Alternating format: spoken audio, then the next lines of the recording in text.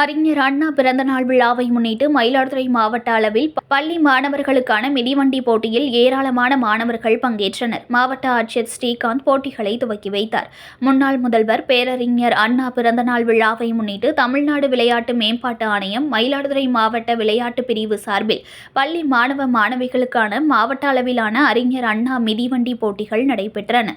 13 வயதிற்குட்பட்ட மாணவர்களுக்கு செம்பனார்கோவில் காவல் நிலையத்தில் தொடங்கி ஏவிசி கல்லூரி வழியாக மாவட்ட ஆட்சியர் வளாகம் வரை 15 கிலோமீட்டர் தூரமும், 13 வயதிற்குட்பட்ட மாணவிகளுக்கு ஆறுபாதி மதிலடி அங்கன்வாடியில் தொடங்கி மாவட்ட ஆட்சியர் வளாகம் வரை 10 கிலோமீட்டர் தூரமும், 15 வயதிற்குட்பட்ட மற்றும் 17 வயதிற்குட்பட்ட மாணவர்களுக்கு செம்பனார்கோவில் கலைமகள் பள்ளியில் தொடங்கி ஏவிசி கல்லூரி வழியாக மாவட்ட ஆட்சியர் வளாகம் வரை 20 கிலோமீட்டர் தூரமும், 15 வயதிற்குட்பட்ட மற்றும் 17 வயதிற்குட்பட்ட மாணவியர்களுக்கு செம்பனார்கோவில் காவல் நிலையத்தில் தொடங்கி ஏவிசி கல்லூரி வழியாக மாவட்ட ஆட்சியர் வளாகம் வரை 15 கிலோமீட்டர் தூரமும் மிதிவண்டி போட்டிகள் நடத்தப்பட்டன.